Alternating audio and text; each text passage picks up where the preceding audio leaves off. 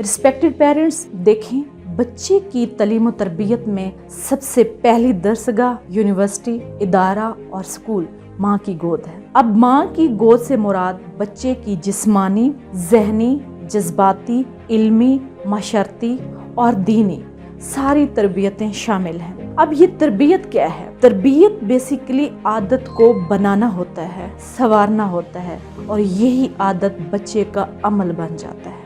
बुनियादी आदात में ये है कि बच्चे को अच्छा बोलना सिखाएं, अच्छे अल्फाज सिखाएं, बच्चे को कंप्लीट आदाब सिखाएं, उठने, बैठने, खाने, पीने, सोने, बोलने के आदाब सिखाएं। इसी तरह मेहमान नवाजी के आदाब सिखाएं, बच्चे से मशवरा लें और मशवरा देने के आदाब सिखाएं। फिर देखें, यही बच्चे ना सिर्फ आपके दोस्त रिश्तेदारों की आंखों का तारा होंगे बल्कि इंसानियत के लिए एक रोल मॉडल बन जाएंगे।